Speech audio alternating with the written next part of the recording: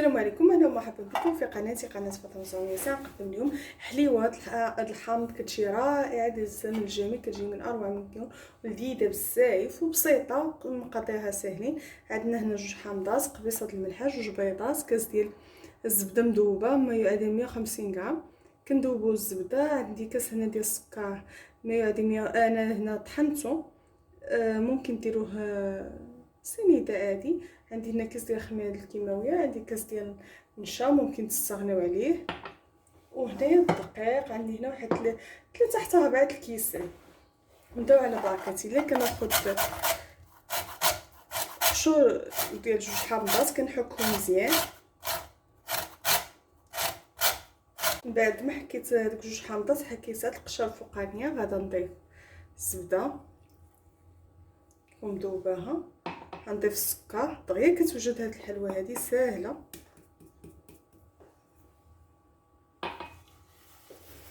نحاول نمزجهم مزيان. دابا الجو بارد كندوبوها. ملي كيكون الحراره بلا ما ندوبو 150 غرام كافيه.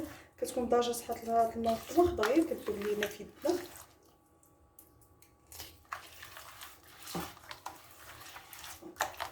غنضيف البيض،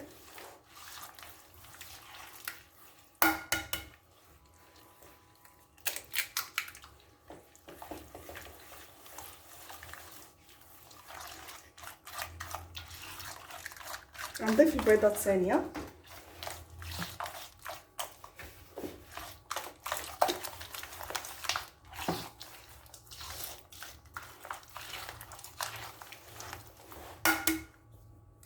بعد ما نسجمو الكل جيدا غادا نضيف كاس ديال المايزينا او ضيف الدقيق. في الغالب غتاخد لي 3 الكيسان ديال الدقيق حتى الربع، كيبقى على حسب النوعيه ديال الدقيق. غنبقاو 6 مرات على هاد الكيفيه حتى نجمع الحلوه كامله. خصنا نضيفو كيس ديال الخميره الكيماويه ما يعادل 7 غرام. وانا كنجمع في الحلوه.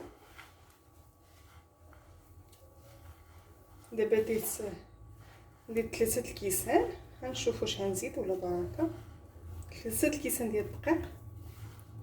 من بعد ما تجمعت لي على هذا الشكل هذا، زدتها نص كاس، خدات لي 3 كيسان ونص ديال الدقيق. غادي نبدا نشكل فيه. ما كتجي على هذا الشكل هذا، ما خصناش نكثروا ليها الدقيق بزاف. غنبدا نشكل فيها، على شكل كويعات.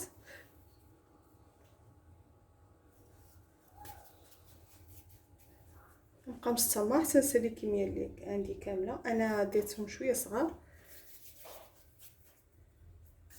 بعد ما انتهيت بتشكيل الحلوه ديالنا، كتكون هذه الكميه المحصله عليها كامله. عندي هنا 50 حبه. الفران هو سخون مزيان، غادي ندخلها الفرن، غنقص عليها النار، غنخليها ما بين 10 دقائق 15 دقيقه كتكون واجده. غير النار خصها تكون على 180 درجه، خصها تكون ناقصه، مخصهاش تكون مجهده باش طيب لينا على خاطرها وما تبقاش معجنه من الداخل. بعد ما طابت لينا الحلوه مزيان خليناها باردت. صات بارد مزيان، خديت عصير ديال جوج حامضات، هذوك الحامضات اللي حكيتهم، خديت العصير ديالهم. كنبقى ندوز في العصير وكندوز في السكر، كنفندها في السكر. كنبقى مستمر على هذه الكيفيه حتى كنسالي الكميه ديال الحلوه اللي عندي كامله.